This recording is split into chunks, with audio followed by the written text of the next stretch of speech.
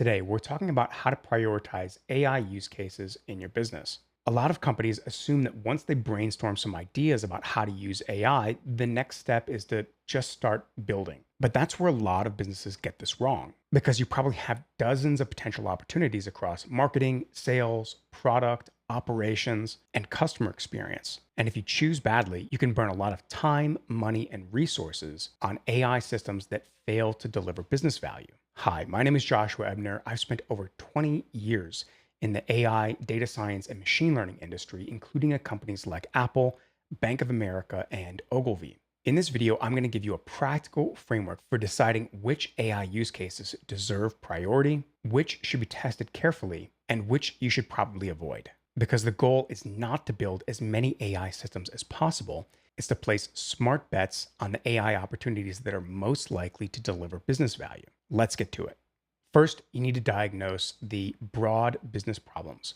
This typically falls into a couple of major buckets, things like revenue and cost and customer satisfaction. There are some operational buckets as well, things like cycle times or defect rate, but you need to analyze the business and figure out where the major issues are. And you often need to dig in at a fairly detailed level. For example, if you need to increase revenue, there's a variety of different ways of increasing revenue.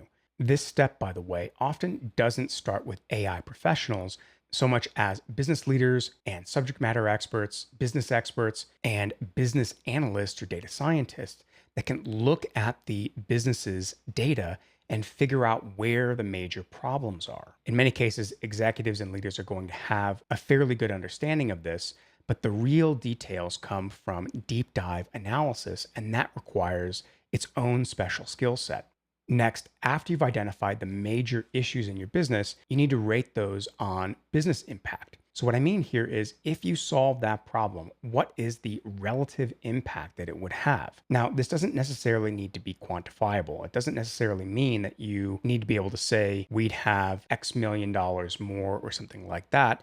In many cases, we're just trying to rate these relative to one another. So in terms of impact, this might be low impact, medium impact, and high impact. You could rate things on a scale of 1 to 10 or 1 to 5, but you need to be able to rate things in terms of their importance and relative impact. So you're going to be taking the things that you identified in step 1, things like maybe reducing churn, increasing conversions, getting more customers in the door, generating more leads, reducing important operational costs, and you're going to rate those on some sort of scale to help identify the relative business impact of solving the various identified business problems.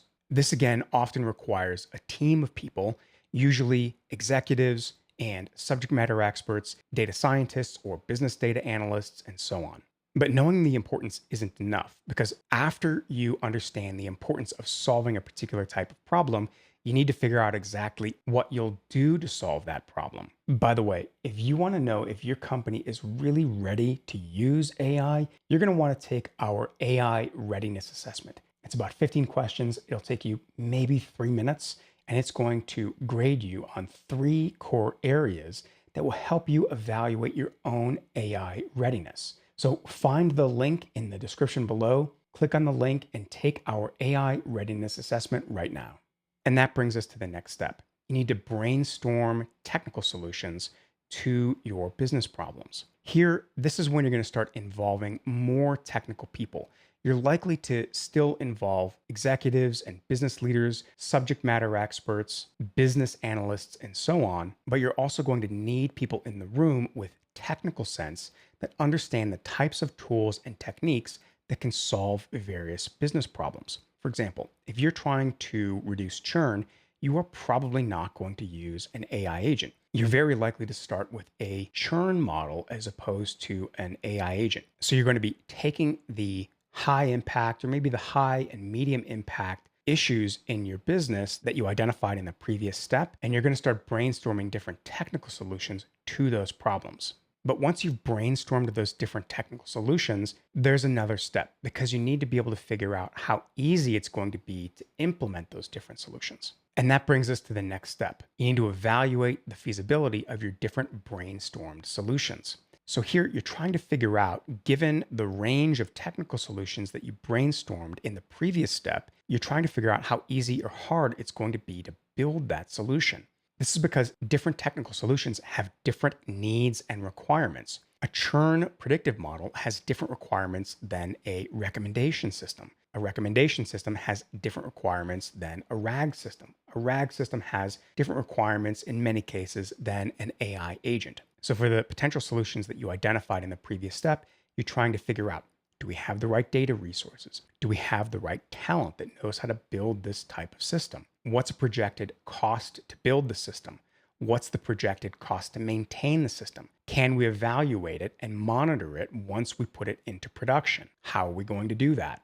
Here, you're trying to produce estimates for your costs and data and talent and all of the assets that are going to be required to build and even maintain a system over the long run. Ideally, you want to be able to do this at a detailed level, but early on, it may be difficult to estimate those things precisely. You want them to be at least somewhat directionally correct, and you can get more information later on. If and when you select something and decide to build a prototype, you're going to be able to get more information about the costs and assets that are going to be required.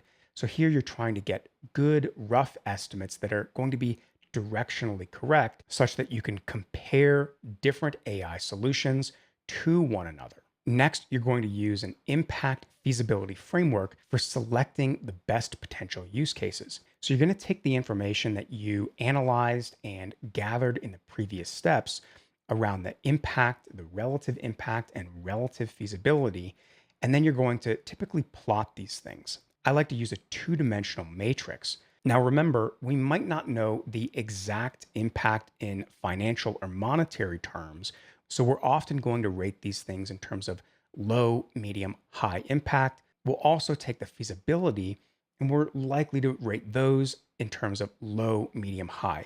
You might also use a sort of 10-point scale. We're just trying to figure out what are the relative impacts of different AI use cases and the relative feasibility of the AI use cases. Once you have those things, you can plot them in a two-dimensional matrix and identify the best options. So typically, we're going to look for things that are both high impact and high feasibility. Those are the things that you're going to want to do first. Next, if you have something that's high impact but low feasibility, you might just want to build a prototype or run a pilot. See if it's maybe easier than you anticipated. If it doesn't work, the prototype doesn't work very well, you can kill it. Next, we have things that are low impact but high feasibility. Be careful here. These are often distractions. It might be easy to build, but if it's going to have low impact on your business, it's probably just going to waste time, money, and talent. And if something is both low impact and low feasibility, you're typically going to ignore this altogether. Next, you'll typically build some prototypes. You'll take the things that are the highest relative impact and highest feasibility, or you'll select the things that are probably the best options. Given the framework that I discussed a minute or two ago, you'll select a couple of different options and you'll typically build a couple of quick prototypes. That's going to give you a lot more information on the relative advantages and the relative costs of your different selected options. Once you have that more fine-grained, detailed information from your prototype builds, then your team is going to be able to select the best option or the best couple of options that are going to be the best use cases to really build out into a hardened production system, which is going to take a lot more time and resources. Finally, one more consideration. I want you to think about compounding value. Certain types of projects can make other projects and use cases easier going forward. So for example, if you build a RAG system is often an input to more complex LLM-based systems and maybe more importantly, AI agents. If you build a system that's going to generate more customer leads and higher conversions, then you're going to have more customers. And more customers means that you're going to have more customer data.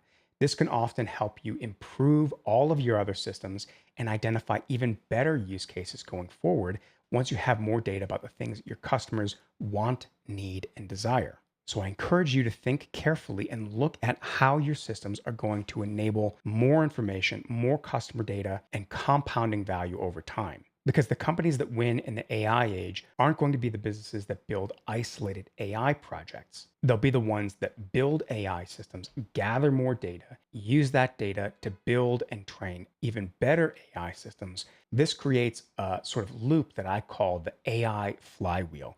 And I explain more about the AI flywheel in this next video. I'll explain more of what the AI flywheel is in detail, how it works, and how the best AI first companies are going to be the ones that build an AI flywheel successfully. You can check it out here. How to build an AI flywheel.